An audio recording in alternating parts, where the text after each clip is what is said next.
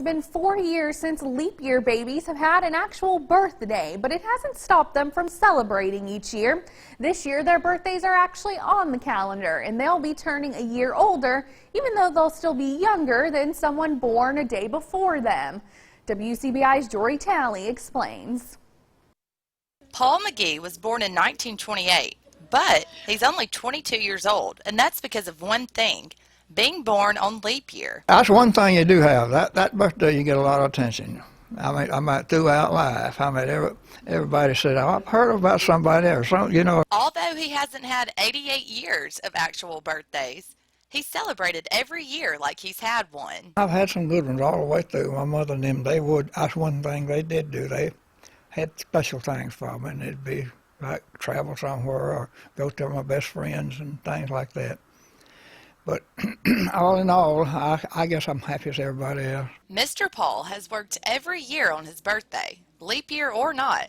His first job after the Navy was a bus driver. He almost didn't get it because he was too young, but his boss gave in. Well, I'll tell you what I'm going to do. So you're going to be the youngest trailway driver we got, so I'm going to hire you.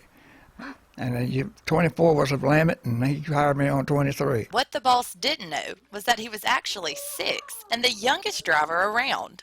Retired in his 20s, Mr. Paul is glad to celebrate his birthday, no matter when it falls. I thought it was more special while I was young, but now it's just a birthday. I mean, you know how when you get on up there outside, it don't matter really.